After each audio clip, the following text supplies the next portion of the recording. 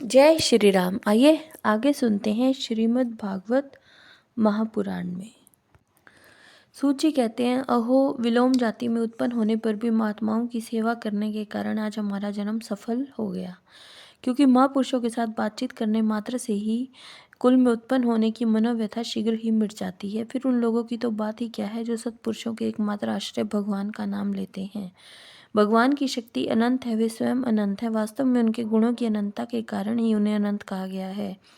भगवान के गुणों की समता भी जब कोई नहीं कर सकता, तब उनसे बढ़कर तो कोई और कैसे ही हो सकता है। उनके गुणों का ये विशेषता समझाने के लिए इतना कह देना ही पर्याप्त है कि लक्ष्मी जी अपने को प्राप्त करने की इच्छा से प्रार्थना करने वाले ब्रह्मादि देवताओं को छोड़कर भगवान के न चाहने पर भी उनके चरण कमलों की रज का ही सेवन करती हैं। ब्रह्मा जी ने भगवान के चरणों का प्रक्षालन करने के लिए जो जल समर्पित किया था, वही उनके चरण नखों से निकलकर गंगा जी के रूप में प्रवाहित हुआ। यह जल महादेव जी सहित सारे जगत को पवित्र करता है। ऐसी अवस्था में त्रिभुवन में श्री कृष्ण के अतिरिक्त भगवान शब्द का दूसरा और क्या अर्थ हो सकता है। जिनके प्रेम को प्राप्त करके धीर पुरुष बिना किसी हिचक के देह के आदि की दृढ़ शक्ति को छोड़ देते हैं और उस अंतिम परम हंस आश्रम को स्वीकार करते हैं, जिसमें किसी को कष्ट न पहुंचाना और सब ओर से उपशांत हो जाना ही सब धर्म होता है। सूर्य के समान प्रकाशमान महात्माओं, आप लोगों ने मुझसे जो कुछ पूछा है वह मैं अपनी समझ के अनुसार सुनाता हूँ। जैसे पक्षी अपनी शक्ति के अनुसार आकाश में उड़ते हैं,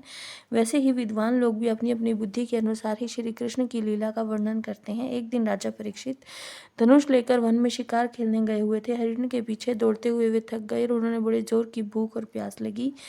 तब उन्हें कहीं भी जलाशय नहीं मिला। तब वे पास के ही एक ऋषि के आश्रम में घुस गए। उन्होंने देखा कि वहाँ आंखें बंद किए शांत भाव से एक मुनि आसन पर बैठे हुए हैं। इंद्रिय, प्राण, मन और बुद्धि के निरुद्ध हो जाने से वे संसार से ऊपर उठ गए थे। जागृत, स्वप्न, सुषुप्ति तीनों अवस्थाओं से रहित निर्विकार ब्रह्म रूप तुर्य पद में वे स्थित थे। उनका शरीर बिखरी हुई जटाओं से और कृष्ण मृग चर्म से ढका हुआ था। राजा परीक्षित ने ऐसी ही अवस्था में उनसे जल मांगा, क्योंकि प्यास तो उनको लगी हुई थी और उनका गला सूखा जा रहा था। जब राजा को वहां बैठने के लिए तिनके का आसन भी ना मिला, किसी ने उन्हें भूमि पर भी बैठने को ना कहा। अर्घ्य और आदर भरी मीठी बातें तो कहाँ से मिलती। तब अपने को अपमानित सा मानकर राजा परीक्षित क्रोध के वश में हो गए। शौनक जी, राजा परीक्षित भूख प्यास से छटपटा रहे थे, इसलिए एकाएक उन्हें ब्राह्मण के प्रति ईर्ष्या और क्रोध हो आया। उनके जीवन में इस प्रकार का यह पहला ही अवसर था। वहां से लौटते समय उन्होंने क्रोधवश धनुष की नोक से एक मरा हुआ सांप उठाकर ऋषि के गले में डाल दिया और अपनी राजधानी में चले आए। उनके मन में यह बात आई कि इन्होंने जो नेत्र बंद कर रखे हैं, सो क्या वास्तव में इन्होंने अपनी सारी इंद्रिय वृत्तियों का निरोध कर लिया है, अथवा इन राजाओं से हमारा क्या प्रयोजन है। ये सोचकर उन्होंने झूठ मूठ समाधि का ढोंग रच रखा है। उन शमीक मुनि का पुत्र बड़ा तेजस्वी था। वह दूसरे ऋषि कुमारों के पास ही खेल रहा था। जब उस बालक ने सुना कि राजा ने मेरे पिता के साथ दुर्व्यवहार किया है, तो वो उदास हो गया। जय श्री राम।